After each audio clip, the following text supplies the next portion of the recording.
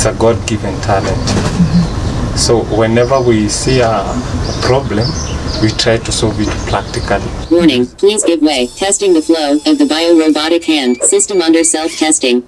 They say they needed no classroom to hone their God-given talent.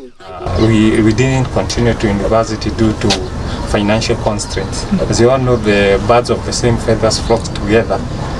We combined our effort and started solving the challenges facing the community, either in energy security.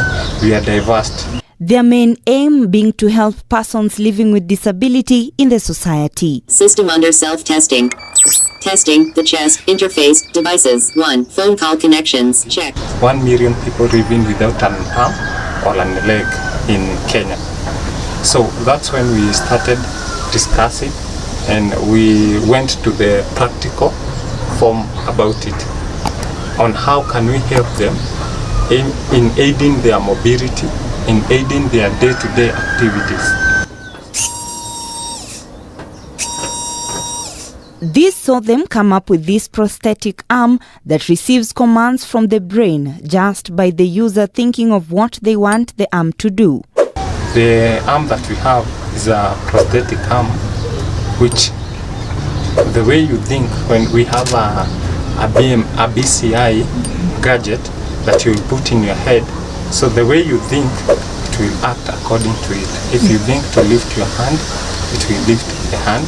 If you think to wave or to move the arm from left to right, it will do according to your desire. Right. Engine of the safety system. They tell us that with this technology, a person with no arms can drive a car. When you think to turn left, you can turn left, turn right, reverse, start the engine, maybe also change the radio. One can also switch on and off lights in a room.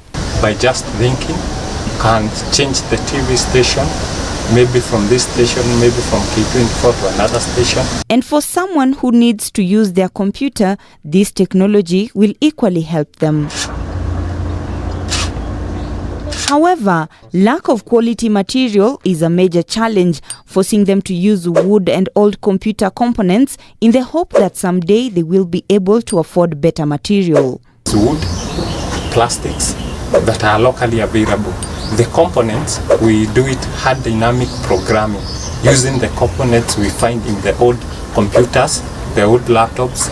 We go sourcing them to the people making electronics, who repair electronics. We go sourcing them to the village and towns where people have discarded those items. They are now calling on the government and other stakeholders to come in so that together they can aid persons living with disability in the country. Because the UN, the USAID, the Kenyan government, the industrialization and the trade department to come through to help us to make this to be in a reality, so that we can make in mass production, so that we give rise to the economic growth of our country.